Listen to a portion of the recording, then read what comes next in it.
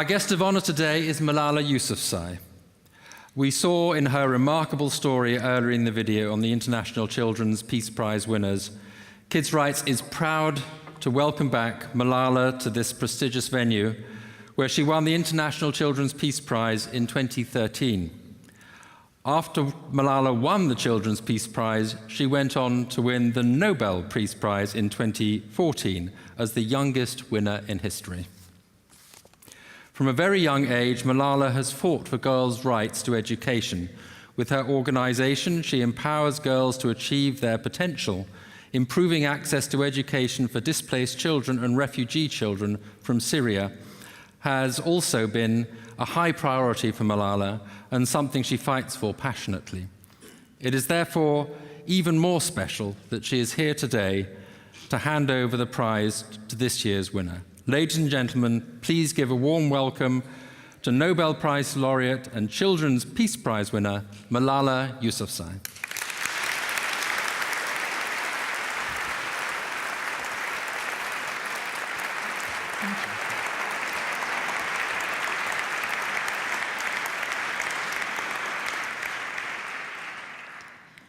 Bismillahirrahmanirrahim, in the name of God, the most beneficent, the most merciful. First of all, I'd like to say thank you to Kids' Rights, to Mark Dolant,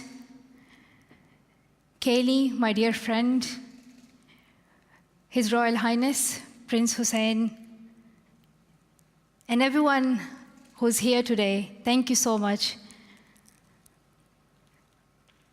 A few years ago, in 2013, I was awarded the International Children's Peace Prize.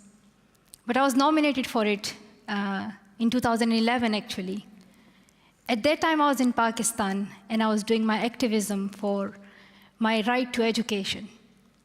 When there was terrorism in Swat Valley, when there were more than 400 schools being bombed by extremists, where girls' education was a crime, where women were not considered equal to men.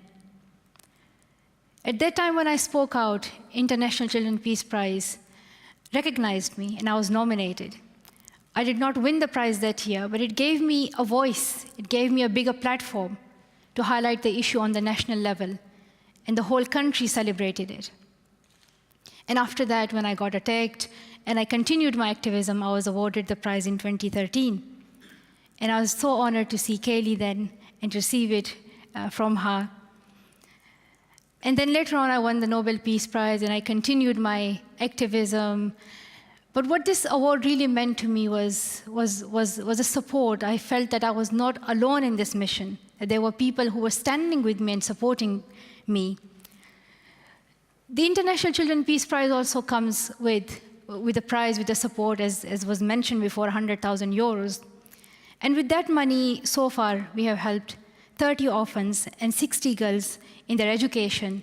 And now the girls are actually going to universities and are able to achieve their dreams and follow what they want in their life.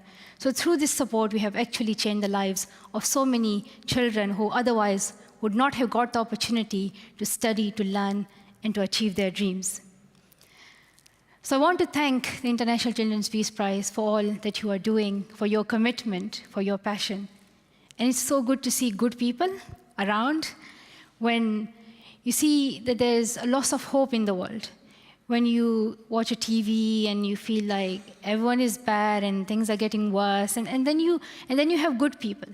And I think that's what we need to focus on, that there's goodness in the world, that there are people who are doing incredible work. And yesterday I went and I visited Anne Frank Museum, her house.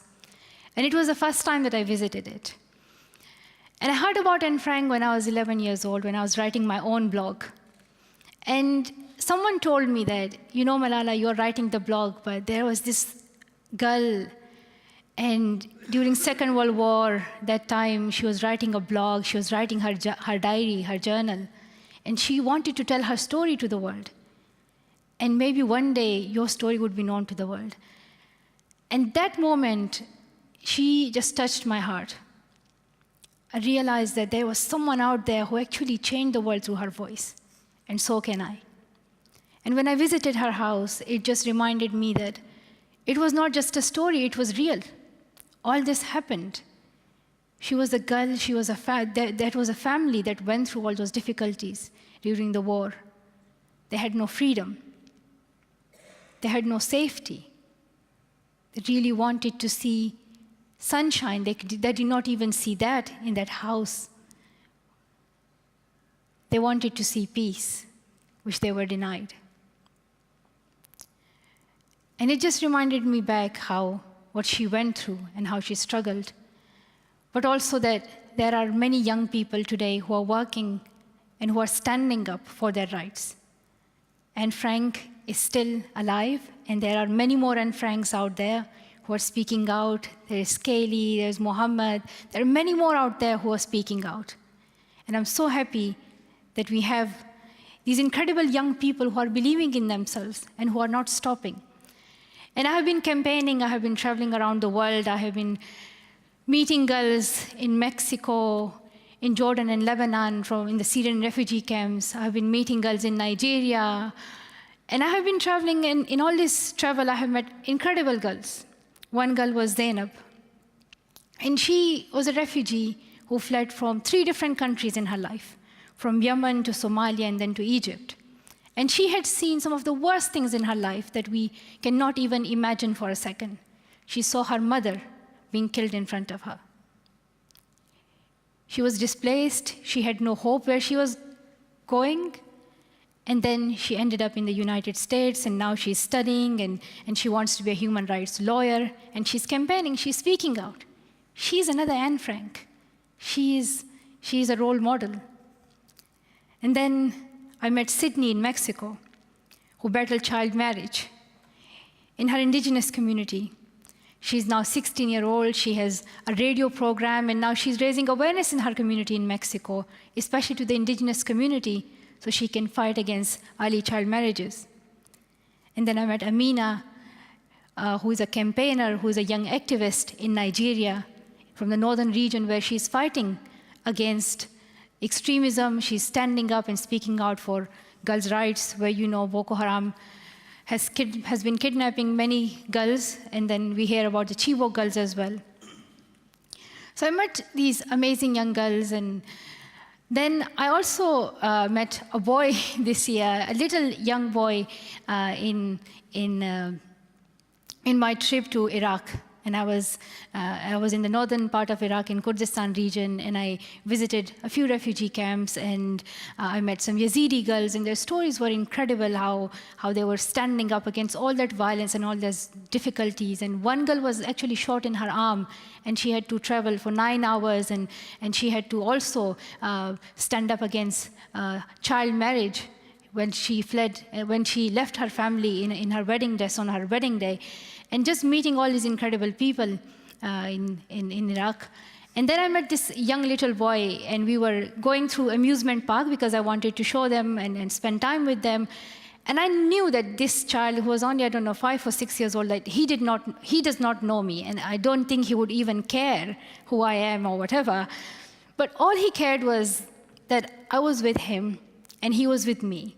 And he was just holding my hand throughout that whole trip in the park. And we both were just smiling at each other. And he was talking in his language, and I was talking in my language, in English. And he didn't understand me, and I didn't understand him. And we really enjoyed our time. We spent time together, and that was a moment when I said that, every child has the right to be free, to be happy, to enjoy their life, to enjoy each and every moment. So that has been the journey. These are just a few stories that I have shared with you today. There are many more that I have seen throughout my journey. And my goal is to highlight their voices on a global platform so that their voices are heard. When I meet leaders, when I meet politicians, my goal is not that I speak. My goal is that they listen to these children. I take these children with me. I highlight their voices. So my wish is that every child can learn and lead without fear, and that they do not face these issues of poverty, extremism, war, early child marriages, that they can lead a happy life, that they get the opportunity to get quality education. And I think together we can build up this future. And I'm so happy that one of these persons, one of these people that we are looking for to change the world is here with us. And I'm very honored as a kids' rights youngster to introduce you to this year's winner.